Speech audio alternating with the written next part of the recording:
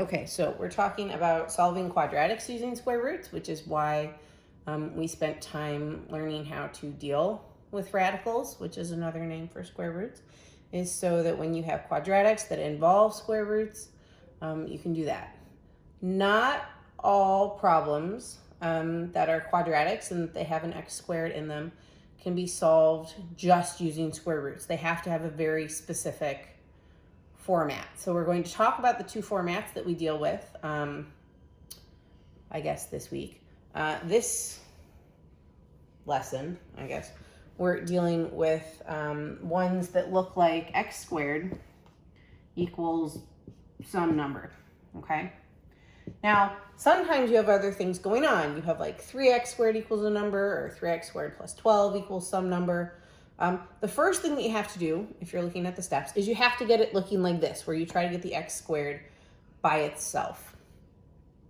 So then, what you want to keep in mind is that you're trying to solve for x, not x squared. So to get rid of a squared, what you do is you square root both sides. So what happens then is on this side, you have x equals, and what happens on your right side is you will always start with the same thing. You always start with a plus or minus, and then here you simplify whatever is under the square root, and that ends up being your final answer, okay?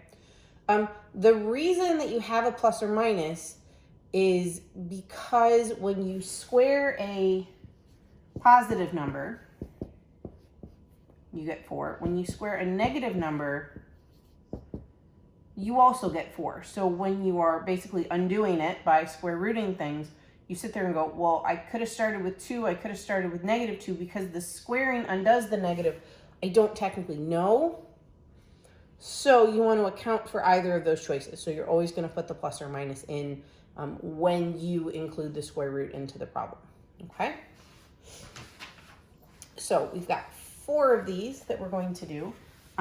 The simplifying radical skills that you need really are basic simplifying of radicals, and then the division rules. Don't really use the multiplication and addition and subtraction that much, because all you're doing is you're square rooting one side, so you're dealing with one term. You need to know how to do the division in case your term happens to be a fraction, which is then basically a division problem. So first one, you've got x squared is 48. The good news for this one is the x squared is already by itself. So it's in its basic form, so you can jump straight to that next step and square root both sides. So then here you have x equals. First thing you're going to write down is plus or minus, and then you need to sit around and break 48. So breaking 48, you would do 2, get 24, 2, 12, 2, 6, 2, 3, 3, 1. So you can pull a 2, pull another 2. So 2 times 2, you're pulling a 4, square root 3. And notice the plus or minus just goes in front of everything. Don't smush it in the middle. Don't put it at the end. Both of those things are weird. Just make sure that you put it all the way in front. Okay? So 3 more.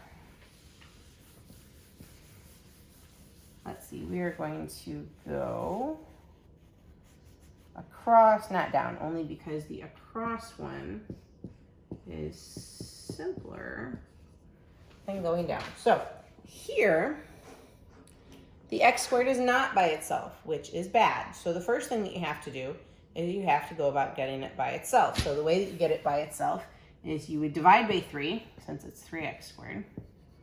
So then you have x squared equals 36. Fine. So then you'll square root both sides now that it's by itself. So then you have x equals. First thing you write down is plus or minus. Now, here, the square root of 36 is just 6, not the square root of 6. It's just plain the number 6. If you know that off the top of your head, super. If you have no idea of that off the top of your head, you can break 36.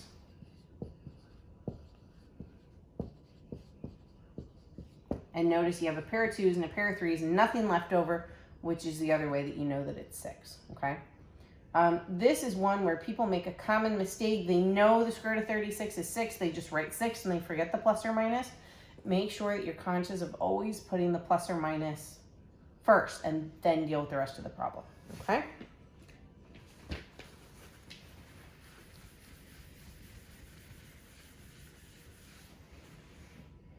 So here we've got 7 minus 10x squared equals 1. So x squared needs to be by itself, okay? So this one has a few steps to get the x squared by itself. The first thing you want to do is you need to move the 7 over. So we're doing the opposite. So you would subtract 7. So then you've got negative 10x squared equals 1 minus 7 is going to be negative 6. Divide by negative 10. Something you want to remember is that you cannot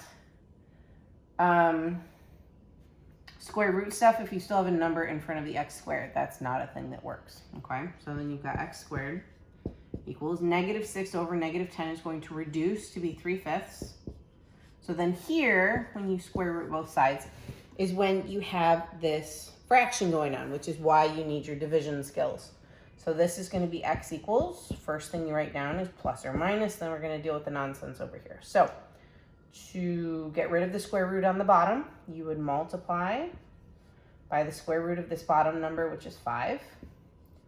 So then you're looking at the square root of 15 over 5, and then you want to try and break 15. You've got 3, 5, 5, 1. You have pairs of nothing, so it doesn't break down. If it did break down and if you could reduce, you'd want to do that before you write your final answer down. So then this is where you are. So then you just have the square root of 15 over 5. And when I end up with a fraction, I like to just keep my plus or minus centered. You could technically put it above with the root. I usually just center it. And that's that one. All right, last one.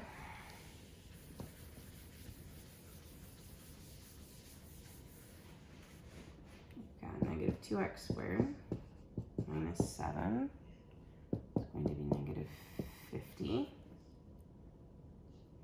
Okay, so you're going to add over the 7. Because same thing, you got to get the x squared by itself. So you got negative 2x squared equals negative 50 plus 7 is going to be negative 43.